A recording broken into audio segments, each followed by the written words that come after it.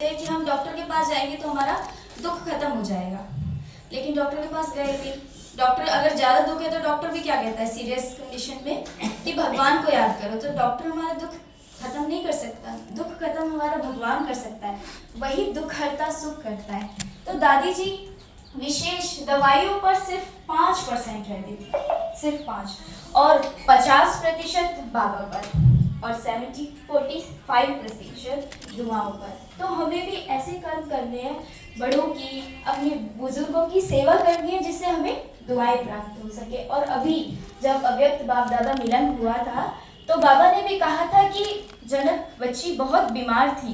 बाबा ने दादी के लिए विशेष कहा था कि वो बहुत बीमार थी, लेकिन फिर भी कहीं के बच्चों को मनसा शक्ति की बहुत आवश्यकता थी। बहुत बीमार होने के बावजूद भी उन्होंने मनसा शक्ति शाकाश, तो हमें मन से भेजनी है ना, बुद्धि से भेजनी है। तो हम उसमें बीमार हैं उससे कोई फर्क नहीं पड़ता, हमें अपनी मनसा शक्ति शाकाश से, आज बाबा ने कितना मनसा शक्ति शाकाश के ऊपर भी कहा, तो हमें भी मनसा शक्ति शाकाश को अपने बढ़ाना है। और विशेष तो दादी का स्लोगन यही था कि सदा खुश रहो और अपने आप को खुश नसीब समझो कि हम पद्मा पदम भाग्यशाली है जो उस भगवान ने हमें अपनाया, उसकी नज़र हम पर पड़ी। सच्चे दिल पर ही साहब रच होते, तो सच्चा दिल रखना है और उस साहब को सदा राजी रखना है। ओम शांति।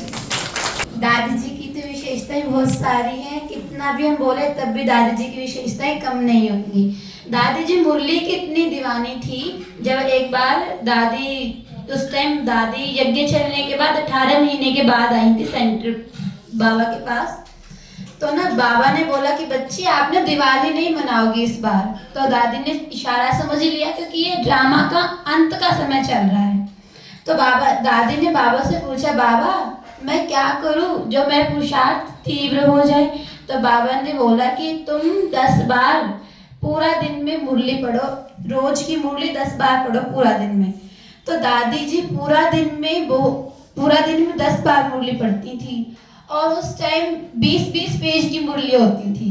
तो दादी जी बेंच पे रात को 20 मिनट ही बस सोती थी, बेंच पे सर पे रख के, और वह रात में भी बाबा की मुरली पढ़ती थी और पुरुषार्थ करती थी।